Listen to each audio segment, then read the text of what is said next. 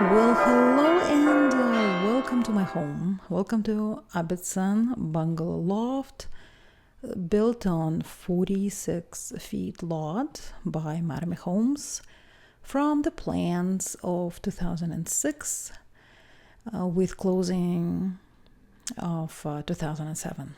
I wanted to do this video for quite a while.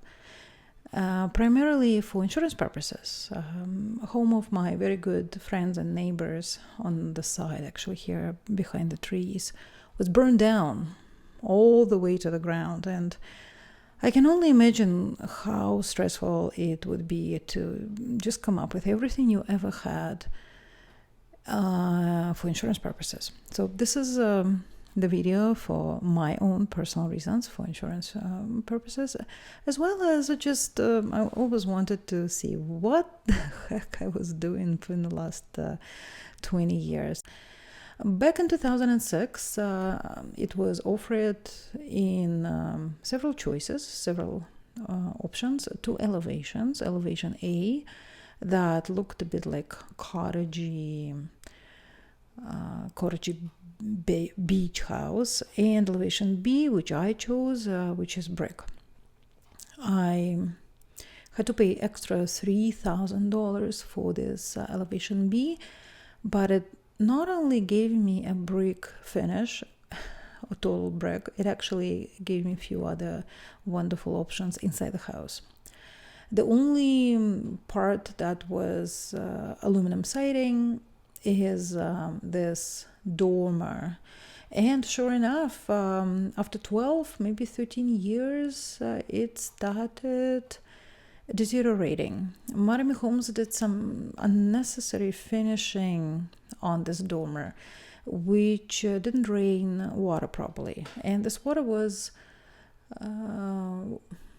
stuck in the panels, causing water damage.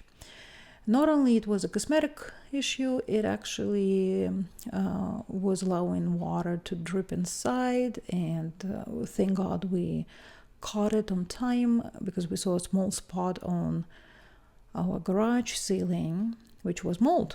And I am scared of mold like you can't believe it, because I know it's very hard to deal with this. So when we had some people coming over and giving us different quotes, most of them were scared to deal with this in any shape and form. I was quite surprised. I thought, wow, come on, guys, it's just a painting job. You can climb up there, sand it, paint it, big freaking deal. But it was a much bigger deal because the access to the dormer is quite challenging. Had we known this before finishing, before putting this metal roof on, we would have saved a few $1,000s by dealing with it when we still had old shingles on. But we didn't know. And our roofers, I guess, could care less, and they just put this metal roof. And when I started shopping around for the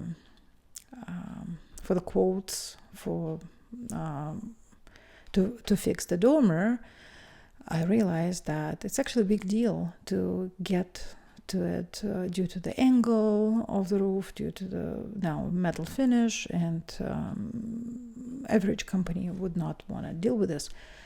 I finally found Ideal Siding. They did the job, and it cost us, first it was a whooping $6,000 quote, and it ended up being over $8,000 to redo all this siding and prevent further water damage. We had to treat garage from that little drip that was causing mold damage, and live and learn, as you say. Had we known what we know today, it would have been fixed before the roof job took place, would have saved us a couple thousand, maybe $3,000. But it still was a major job, because it wasn't just sanding and painting.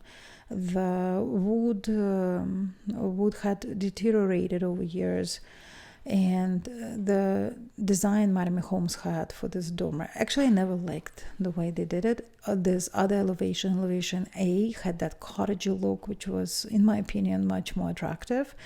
But I had to live with this one, and then, hey, so that many years into living, it started showing signs of aging, which was much bigger problem than what I thought. But as my Jewish friends say, there is no problem, there is an expense. And this expense, yes, it was a bit more in terms of thousands, cost us $2,000-3,000 more.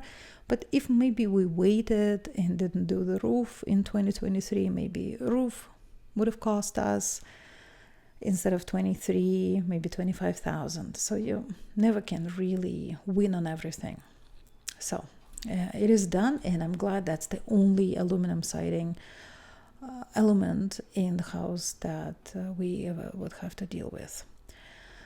As far as exterior, I didn't do much, but I think in maybe 6 or 7 years ago, I decided to upgrade these steps. Called up a contractor, and he did the steps as well as my backyard, so that I can put my table safely and would not sink into the ground.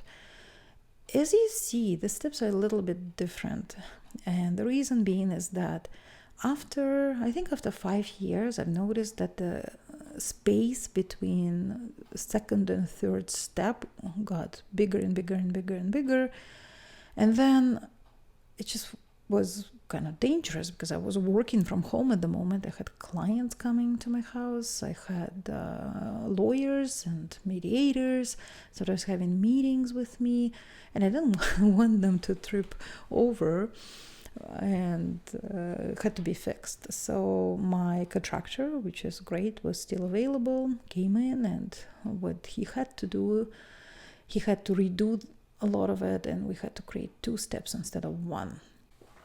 And the earth in Milton, it's close to Escarpment, it's a bit shifty, not earthquakey shifty, but shifty, and it's the cost of living in your own home.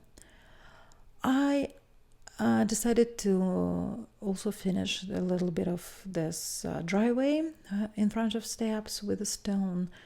I find it absolutely fabulous when people do it. But not only it's pricey, but it's also a lot of maintenance when you have to squat and pull the weeds from these cracks in between the stone pieces. It's a lot of work. I'm weeding this maybe twice a year, and every time I see some culprit sticking out from, I can't believe how plants can make it through the stone, but they do.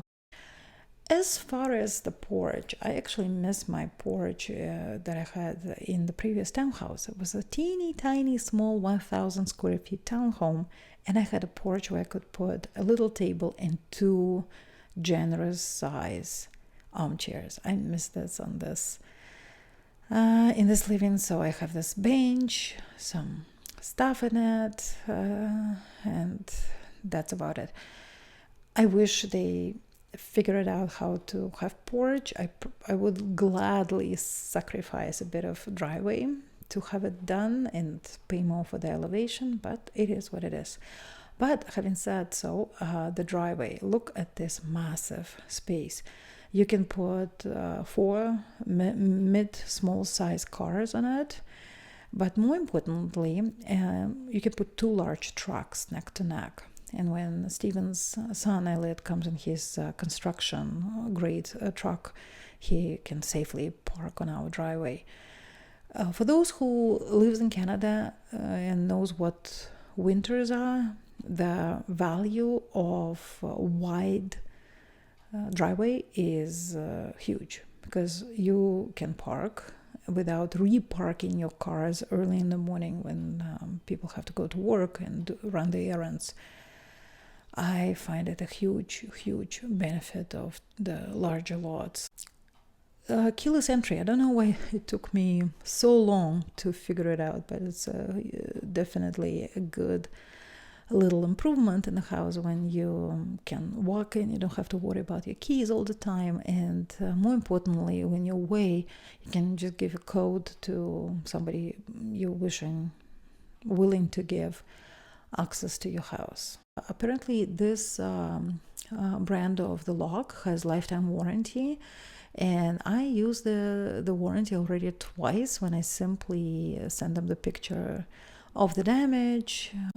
I would send it by email, and surprisingly, the Wiser sent me a new lock twice already. So the value of keeping your warranties, receipts, manuals is such that if something breaks, you know where to find your paperwork, and you save hundreds of dollars for just writing a quick email and taking a picture.